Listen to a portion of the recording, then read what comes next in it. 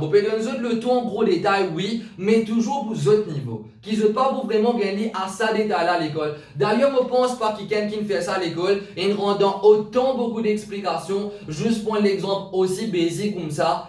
Parce que moi, je pense que le prof est capable, je s'explique comment ça vit formule là. Le fait qu'il me le rende dans sa détail là avec eux, juste pour ce papier dit, ça m'a pas petit point théorie là. Maintenant, quand on va résoudre l'examen, tout pour dans l'examen, parce que pas de pas rendant confinement, etc., là, hein. Même si vous composez en mars, même si vous composez en avril, même si vous composez en mai, vous composez sur mon papier là pour devant eux. So make sure that you're already mastering these parts over here. Au contraire, là, c'est une très bonne occasion pour vous de gagner 3 plus 2A, parce que vous pouvez gagner ça 3 mois, 4 mois en plus l'année prochaine là, que vous n'êtes pas supposé gagner, vous êtes supposé faire composer en novembre même. Allez, let us have a look at it. Alors, comme deuxième partie maintenant, toujours. Alors, comme on disait tout à l'heure là, variance and standard deviation pour n'importe quelle distribution, les tout le temps plus grand et soit égal à 0, ça veut dire en d'autres mots jamais les boutons négatifs comme on disait.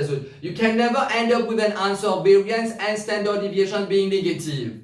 Prochaine partie maintenant, the units of standard deviation, voilà. Ça veut dire si ça, c'était comme si quelque chose en kilomètres, standard deviation là aussi sur réponse si vous tombez 141 km. Mais variance par contre, regarde bien. Variance ça c'est ça. Variance ça c'est valeur en dans square root là. Moi on disait tout à l'heure là, variance is going to be the square of standard deviation. Tout le temps qu'on a standard deviation, nous mettons square root là.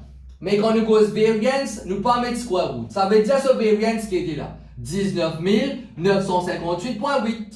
So variance qui est là, 19 958.8. Là, vous allez faire standard deviation qui nous a placé une racine carrée avec lui. Ça veut dire en d'autres mots, variance c'est 19 958.8. Nous disons comme ça the units were kilometer. Then for variance, it would not be kilometer, it would be kilometer square. The variance always takes the square of the unit. The standard deviation takes only the square. Regarde comment là. Si c'était en kilomètres, vos réponses finales 141 km. Mais si c'était en variance, 19 958.8 km square. So for variance, it's always the square of the units that is into picture over here. Comme prochaine partie de là, standard deviation are useful when comparing sets of data. The higher the standard deviation, the greater the dispersion and variability in the data over here. Alors, ce qu'on s'est trouvé, voilà, c'est ça même qui va m'expliquer. Regarde comment il dit dedans. The higher the standard deviation, the greater the dispersion, the greater the variability in the data. Je peux trouver ça, c'est un terme technique par ici, et comment nous trouver, voilà. So we can say that the set C, alors voilà, has much greater variability, is much more spread out, has much more dispersion than the readings in the set C.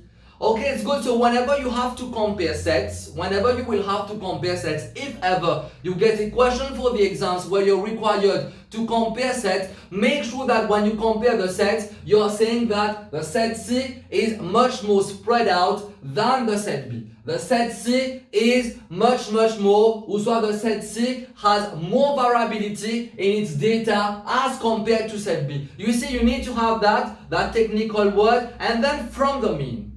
Ok, it's good for this one là. Alors ça, c'est des bonnes choses bien essentielles. Maintenant, nous sommes capables vraiment commencer à faire exemple 2, exemple 3 à l'aise. Parce que là, moi, je me connais que j'ai une saisie qui veut dire standard deviation et qui veut dire vraiment standard deviation en termes de sa définition. Pas juste en termes mécaniques, mais en termes de compréhensibilité. So the next upcoming example is going to be over here.